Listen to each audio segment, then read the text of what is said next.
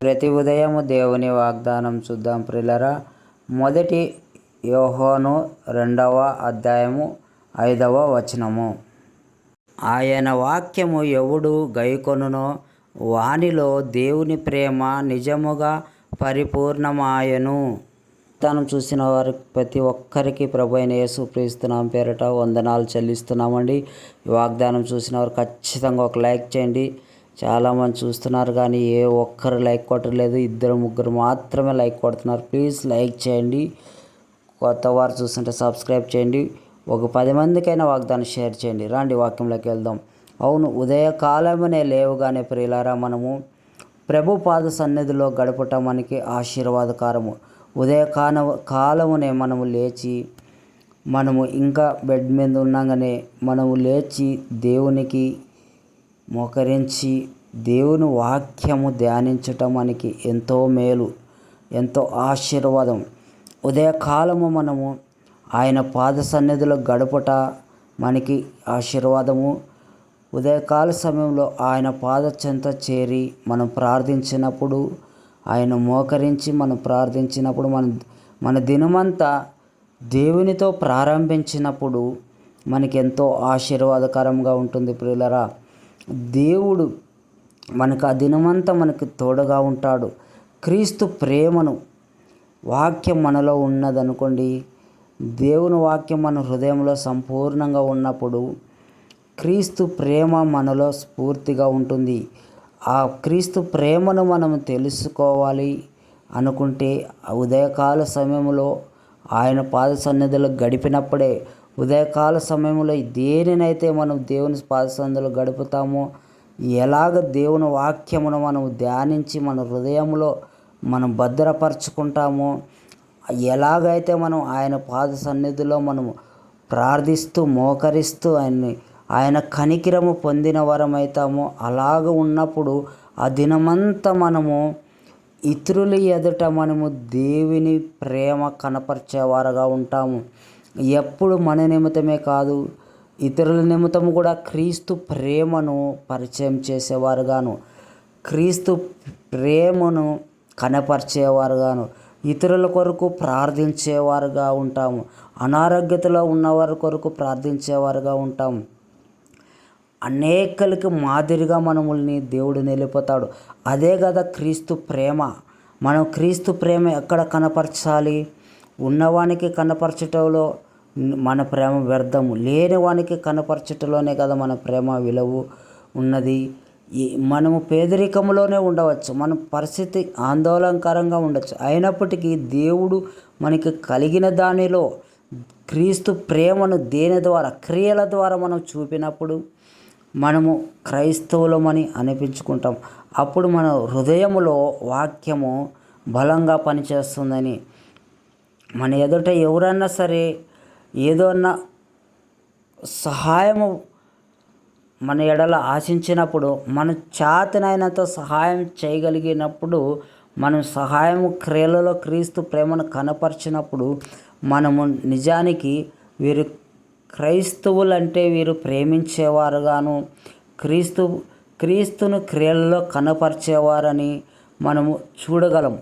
అది ఎప్పుడు మనలో ఆ ప్రేమ ఉద్భవిస్తుందంటే దేవుని పాదసన్నిధిలో గడిపినప్పుడు, ఉదయాన్నే దేవుని వాక్యం ధ్యానించినప్పుడు, ఆయన పాద సన్నిధిలో మనం గడిపినప్పుడు, ఉదయాన్నే మనం ఆయన పాద సన్నిధిలో వేకువజామున లేచి ఆయన పాద సన్నిధిలో వాక్యం ధ్యానించు ప్రార్థించినప్పుడు మనము ఆ వాక్యం మన హృదయంలో ముద్రించబడుతుంది. ఆ వాక్యము మనల్ని బలపరుస్తుంది. ఆ వాక్యము ఇతరుల ఎడల ప్రేమ కనపరిచేదిగా ఉంటుంది. కాబట్టి మన ప్రతి ఉదయము ఆయన పాద సన్నిధిలో గడపాలి. ఆయన పాద సన్నిధిలో గడిపినప్పుడే మన హృదయంలో దేవుని ప్రేమ ప్రవశిస్తుంది. దేవుని ప్రేమ మన ఎడల, ఆయన ఎలాంటి ప్రేమను మన ఎడల కనపరిచాడో, మనము ఆయన ప్రేమకు అర్హత లేని వారం ఒకప్పుడు, ఆయన ప్రేమకు మనము ఎంతో అర్హత లేని వారు ఉన్నప్పుడు, అయితే ఇప్పుడైతే మనం దేవుని ప్రేమకు అర్హత పొంది ఉన్నాం. అదే ప్రేమను మనం చేయగలిగిన సామర్థ్యము, మనం ఎంతో పేదరికంలో, నేనేం సహాయం చేయగలను, నా పరిస్థితే బాగలేదు, నేనే చాలా దారుణంగా ఉన్నా, మరి నేను ఎలాంటి సహాయం చేయగలనంటే నీకు చేతనైనందుకు నువ్వు చేయదగినదే క్రీస్తు ప్రేమను క్రియల కనపరిచితే చాలు, దేవుడు ఎంతో సంతోషించేవాడుగా ఉంటాడు. ఆ దినమంతా అలాగ గడిపి చూడండి. ఆ దినమంతా దేవునితో గడిపినట్లుగాను, ఎంతో తృప్తిగాను, దేవుని పని మనం చేసిన వారుగాను ఎంతో సంతోషంగా ఉంటాము. దేవుడి వాక్యం దీవించిన గాక. రండి మనము వాక్యానుసారంగా దానికి కావాల్సిన ప్రార్థనలకు వెళదాం. రండి, ఒక్కరు ప్రార్థనలో ఏకీభవించండి. చివరి వరకు ప్రార్థనలో కళ్ళు మూసుకొని ఏకీభవించండి. పరిశుద్ధుడా, సర్వోన్నతుడైన దేవా, సర్వశక్తిపనుడైన దేవా, ఈ ఉదయకాల సమయంలో నీ వాక్యం చేత మాట్లాడావు అయ్యా. అవునాయన, ఎవరైతే క్రీస్తు ప్రేమను కనపరచగలరంటే ఆయన వాక్యమును ధ్యానించిన వారే. నీ వాక్యం ధ్యానించినప్పుడు ఉదయకాల సమయంలో అయ్యా హృదయపూర్వకముగా క్రీస్తు ప్రేమను అయ్యా నీ ప్రేమను మేము పొందినట్లు ఇతరుల ఎడల మేము ప్రేమ కనపరిచేవారుగా ఉంటాము నాయన. మీరు ఈ వాక్యం ద్వారా మాట్లాడిన విధానమును బట్టి స్తోత్రములు, స్తుతులు, వందనాలు చెల్లిస్తున్నాం.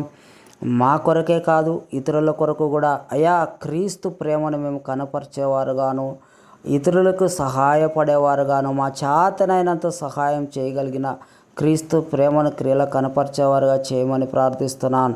అయ్యా ఎంతమంది అయితే ప్రార్థనలు ఏకీభవించారు వారు ప్రతి ఒక్కరిని మీరు జ్ఞాపకం చేసుకోండి, కృప చూపండి, సహాయం చేయండి. మా ప్రియులు నాయన కష్టపడడానికి, ఎంతో శ్రమ పడడానికి వెళ్తుండగా అయ్యా వారి పని పాటల్లోనూ వారి రాకపోకలను నీ తోడు, నీ కాపుదలు దయచేయి. ఆఫీసులకు వెళ్తున్నారు అయ్యా, చేతి పనుల నిమిత్తం వెళ్తున్నారు, వ్యాపారాలకు వెళ్తున్నారు నాయన, ప్రయాణాలై వెళ్తున్నారు నాయన. ప్రతి ఒక్క విషయంలో మా ప్రియులని కాచి కాపాడండి. ఈ దినమెల్ల నీ రక్షణ, నీ కంచి వేసి కాపాడండి. అపవాది వారిని తాకుకుంటున్నట్లు, అపవాది వారిని ముట్టుకుంటున్నట్లు కృప చూపు, సహాయం చేయి.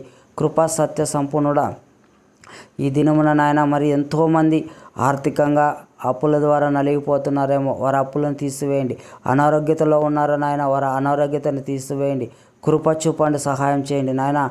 ఎంతమంది అయితే నాయన శారీరక బలహీనతలతో నాయన, షుగర్ వ్యాధులతో, గ్యాస్ట్రిక్లతో, మరి బీపీతో, మరి అనేకమైన నేటి ఆహారం పద్ధతి సరిగా లేనివడలన అయ్యా అనేకమైన అనారోగ్యాలకు గురైపోతున్నారు నాయన. మరి చిన్నారులకు జ్ఞాపకం చేసుకోండి.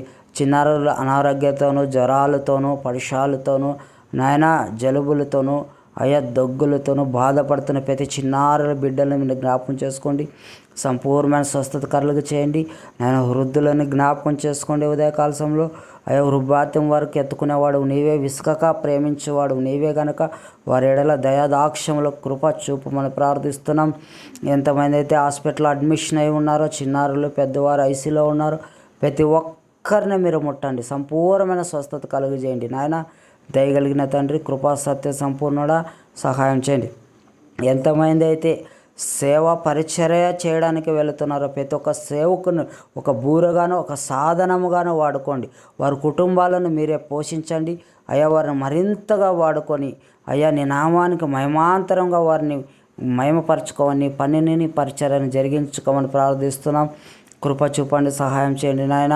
మా ప్రియులు నేటి దినములో ఎంతమంది అయితే వివాహ దినము జరుపుకుంటున్నారో అయ్యా, బర్త్డే దినములు జరుపుకుంటున్నారో నాయన, వారందరి నాయన నీ దయగలిగిన హస్తాలతో అయ్యా ఆశీర్వదించండి, దీవించండి, కనికరించండి నాయన. నేటి దినములో ఎంతమంది అయితే సొంతం గృహము లేక బాధపడుతున్నారో అయ్యా, బాడిగలు కట్టుకోలేని స్థితిలో ఉన్నారో వారొక్క అందరినీ జ్ఞాపకం చేసుకోండి. వారికి కావాల్సిన సొంత గృహాన్ని దయచేయండి, కృప చూపండి. ఎవరైతే ఈఎంఐల ద్వారా నలిగిపోతున్నారో నాయన, వారి ఈఎంఐలు కట్టుకొనడానికి కృప చూపు, సహాయం చేయి. సర్వోన్నతుడు, సర్వశక్తి పనుడు నాయన, నీవు తప్ప మాకు ఎవరు ఆధారం నాయన.